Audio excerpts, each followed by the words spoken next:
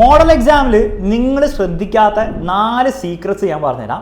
ഈ 4 കാര്യങ്ങൾ നിങ്ങൾ മനസ്സിലാക്കിയാൽ മോഡൽ എക്സാമിൽ മാത്രമല്ല, ആ മോഡൽ എക്സാമിന് വേണ്ടി നിങ്ങൾ ഉപയോഗിക്കുന്ന ഈ കാര്യങ്ങൾ മാത്രമല്ല, നിങ്ങൾ പഠിക്കുന്ന കാര്യങ്ങൾ പബ്ലിക് എക്സാമിൽ നിങ്ങൾക്ക് യൂസ്ഫുൾ ആവും. ഫസ്റ്റ് കാര്യമാണ് സിലബസ് കംപ്ലീറ്റ് ചെയ്യുന്ന കാര്യത്തിൽ ഒരു തീരുമാനം ഉണ്ടാക്കണം. അതായത് പല കുട്ടികളും ചെയ്യാമെന്ന് വെച്ച് കഴിഞ്ഞാൽ സിലബസ് കംപ്ലീറ്റ് പഠിച്ചു തീർക്കാൻ വേണ്ടിയിട്ട് ഭയങ്കര ഒരു തത്രപ്പാടിൽ എന്തൊക്കെയോ അങ്ങോട്ട് കാട്ടിക്കൂട്ടും. അതായത് ഒരു ചാപ്റ്റർ പോലും മര്യാദയ്ക്ക് പഠിക്കാതെ എല്ലാ ചാപ്റ്ററും ഇങ്ങനെ ഒരു ടച്ച് ചെയ്ത് അങ്ങോട്ട് പോകും. മോഡൽ എക്സാമിന് ആക്ച്വലി ഇത് നല്ലൊരു സ്ട്രാറ്റജിയാണ്. കാരണം നിങ്ങൾക്ക് എല്ലാ ചാപ്റ്ററും കുറച്ചൊക്കെ അറിയുന്നതുകൊണ്ട് മോഡൽ എക്സാമിൽ വരുമ്പോൾ ചോദ്യങ്ങളൊക്കെ ഈസി ആയിട്ടൊക്കെ വന്നു കഴിഞ്ഞാൽ നിങ്ങൾക്ക് ചിലപ്പോൾ എല്ലാ ചാപ്റ്ററിലും ഉത്തരം പറഞ്ഞ് മോഡൽ എക്സാമിൽ നല്ല മാർക്ക് കിട്ടാൻ സാധ്യതയുണ്ട്. പക്ഷേ ഈ ഒരു രീതിയിലുള്ള പഠനം ഒരിക്കലും നിങ്ങളെ പബ്ലിക് എക്സാമിൽ ഹെൽപ്പ് ചെയ്യില്ല. കാരണം എന്താ സംഭവിക്കുക വെച്ചാൽ മോഡൽ എക്സാമിൽ നിങ്ങൾ തട്ടിക്കൂട്ട് പഠിച്ചു ഒന്നും കൃത്യമായി നിങ്ങൾ മനസ്സിലാക്കിയിട്ടൊന്നുമില്ല, ഒന്നിനും ഡീപ്പായിട്ട് നിങ്ങൾ പഠിച്ചിട്ടില്ല. എന്നിട്ട് മോഡൽ എക്സാം കഴിയുമ്പോൾ നിങ്ങൾ വീണ്ടും നോക്കുമ്പോൾ നിങ്ങൾക്ക് വീണ്ടും ആ ഒരു വളരെ സർഫസ് ലെവൽ നോളജേ ഉള്ളൂ. അപ്പോൾ വീണ്ടും എന്താ സംഭവിക്കുകയെന്ന് വെച്ച് കഴിഞ്ഞാൽ നിങ്ങൾ പബ്ലിക് എക്സാമിന് സീരിയസ് ആയിട്ട് പഠനം നിങ്ങൾക്ക് ഭയങ്കര ഡിഫിക്കൽട്ടാവും. കാരണം നിങ്ങൾ വീണ്ടും ഒന്നും കൂടി എല്ലാ ചാപ്റ്ററും പഠിക്കുന്ന ഒരു ഫീൽ ആയിരിക്കും ഉണ്ടാവും. അപ്പോൾ അങ്ങനെ ഒരിക്കലും ചെയ്യരുത്. ഇതിൻ്റെ അർത്ഥം ഒരിക്കലും നേരെ തിരിച്ചുള്ള കാര്യം ചെയ്യണമെന്നല്ല, ആകെ 3 ചാപ്റ്റർ മാത്രം പഠിച്ചിട്ട് ഞാൻ പരീക്ഷയ്ക്ക് പോകുള്ളൂ എന്ന് തീരുമാനിച്ചാൽ ആ മണ്ടത്തരവും. രണ്ടിൻ്റെ ഒരു ബാലൻസ് ആണ് നിങ്ങൾ കീപ്പ് ചെയ്യേണ്ടത്. അതായത് നിങ്ങൾ ഓൾമോസ്റ്റ് നിങ്ങളുടെ സിലബസിൻ്റെ ഒരു 70% എങ്കിലും പഠിച്ചു തീർക്കാൻ വേണ്ടി ടാർഗറ്റ് ചെയ്യണം. അതിൽ കുറവുള്ള കാര്യം മണ്ടത്തരാണ്. 70% 100% ആക്കാൻ വേണ്ടി ഓവർ നിങ്ങൾ എന്ത് ചെയ്യരുത്, ഡൈല്യൂട്ട് ചെയ്യരുത്. അപ്പോൾ ആ 70% സിലബസ് നിങ്ങൾക്ക് വൃത്തിക്ക് പഠിക്കാൻ പറ്റുമെങ്കിൽ അത് മതി എന്ന് വിചാരിക്കാം. അത് പറ്റുമെങ്കിൽ ഒരു 80% ആക്കാൻ വേണ്ടി നോക്കുക, പറ്റുമെങ്കിൽ 90% ആക്കാൻ വേണ്ടി നോക്കുക. പക്ഷെ അത് പറ്റുമെങ്കിൽ എന്നുള്ള രീതിയിൽ വേണം നിങ്ങൾ ചെയ്യാൻ വേണ്ടിയിട്ട്.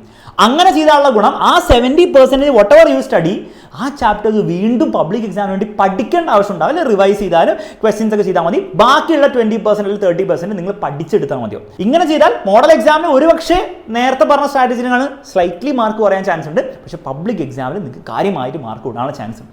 ഇനി ഇതൊക്കെ എങ്ങനെയാണ് സാർ പഠിച്ചെടുക്കുക?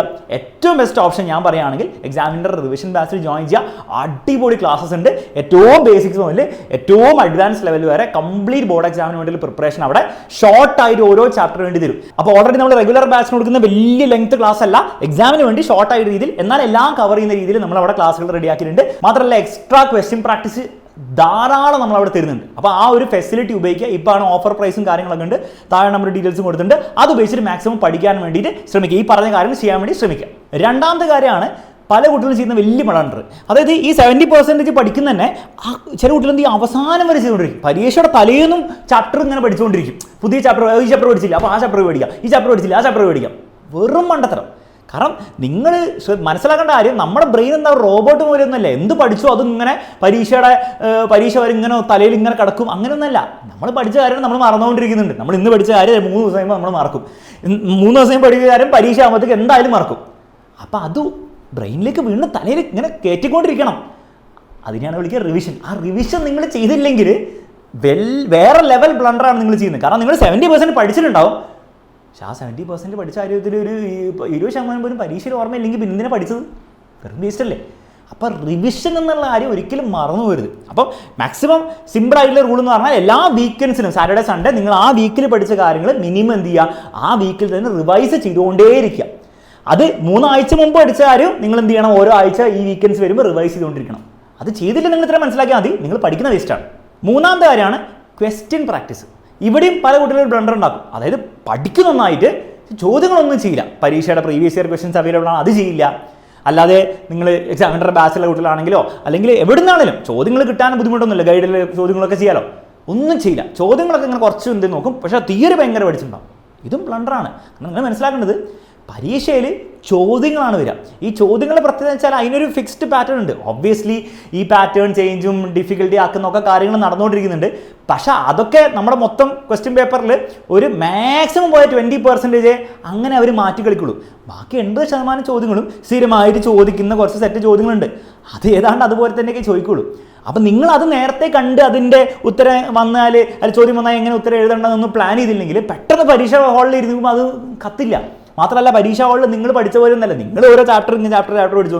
പരീക്ഷ പേപ്പർ നോക്കുമ്പോൾ ഫസ്റ്റ് ചാപ്റ്റർ എന്താ, ഫസ്റ്റ് ചോദ്യം തന്നെ ഏതോ ഒരു ചാപ്റ്ററിന്, രണ്ടാമത്തെ ചോദ്യം വേറെ എന്തോ സാധനം, അങ്ങനെ വന്നു കഴിയുമ്പോൾ നിങ്ങൾക്ക് ഭയങ്കര ബുദ്ധിമുട്ടാവും. അപ്പോൾ ക്വസ്റ്റ്യൻ പ്രാക്ടീസ് ചെയ്യുക, പറ്റുമെങ്കിൽ മോക്ക് എക്സാംസ് ചെയ്യുക.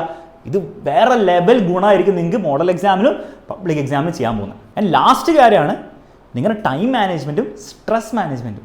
ഈ പറഞ്ഞ കാര്യങ്ങളൊക്കെ ചെയ്യണമെങ്കിൽ ഡെയിലി 1 മണിക്കൂർ പഠിച്ചാൽ പോരാന്ന് നിങ്ങൾക്ക് കോമൺ സെൻസ് ഉണ്ട്, നിങ്ങൾ മനസ്സിലായിട്ടുണ്ടാവും. മിനിമം ഇനി അങ്ങോട്ട് 3 hours എങ്കിലും ഡെയിലി ടാർഗറ്റ് ചെയ്യുക. നിങ്ങൾക്ക് ലീവുള്ള ദിവസങ്ങളിൽ ഒരു 8 മണിക്കൂറെങ്കിലും ടാർഗറ്റ് ചെയ്ത് പഠിച്ചാലേ ഈ പറഞ്ഞ കാര്യങ്ങളൊക്കെ തീർക്കാൻ പറ്റുള്ളൂ. നിങ്ങൾ തന്നെ ഒന്ന് കാൽക്കുലേറ്റ് ചെയ്ത് നോക്കിയാൽ നിങ്ങൾക്ക് മനസ്സിലാവും. ഒരു ദിവസവും 3 ചാപ്റ്ററൊക്കെ വെച്ച് പഠിച്ചാൽ, ഓൺ ആവറേജ് പഠിച്ചാലേ നിങ്ങളുടെ സിലബസ് നിങ്ങൾക്ക് തീർക്കാൻ പറ്റുന്നുണ്ടാവുള്ളൂ. അപ്പോൾ ആലോചിച്ച് നോക്കുക അതിൻ്റെ ഒരു സീരിയസ്നെസ്. അപ്പോൾ അതിന് വേണ്ടിയിട്ട് നിങ്ങൾക്ക് കുഞ്ഞു ടൈമൊന്നും വെച്ചിട്ട് ഇനി അങ്ങോട്ട് പഠിക്കാൻ പറ്റില്ല. അപ്പോൾ ടൈം നിങ്ങൾ കൃത്യമായിട്ട് മാനേജ് ചെയ്യണം. സോഷ്യൽ മീഡിയയുടെ കാര്യങ്ങളൊക്കെ കുറയ്ക്കണം, അനാവശ്യമായുള്ള ഡിസ്ട്രാക്ഷൻ കുറയ്ക്കണം. ആ രീതിയിൽ സീരിയസ് ആയേ പറ്റുള്ളൂ. രണ്ടാമത്തെ സ്ട്രെസ് മാനേജ്മെൻറ്റ്. ഇതിൻ്റെ ഇടയിൽ എന്തായാലും നിങ്ങൾക്ക് സ്ട്രെസ് വന്നുകൊണ്ടിരിക്കും. ചിലപ്പോൾ നിങ്ങൾക്ക് മോഡൽ എക്സാമിൽ ചിലപ്പോൾ മാർക്ക് കുറയുമ്പോഴായിരിക്കാം, ചിലപ്പോൾ നിങ്ങൾക്ക് എന്തെങ്കിലും സബ്ജക്റ്റ് പഠിക്കാനുള്ള ബുദ്ധിമുട്ടുണ്ടാവാം. അപ്പോൾ ആ ഒരു കാര്യം നിങ്ങൾ മാനേജ് ചെയ്യാൻ വേണ്ടിയിട്ട് പഠിക്കണം. വളരെ സിമ്പിളായിട്ട് ഈ ഒരു രീതിയിൽ നിങ്ങൾ ചിന്തിച്ചാൽ മതി. കുറച്ച് സ്ട്രെസ് ഉണ്ടായിക്കോട്ടെ, കുഴപ്പമില്ല.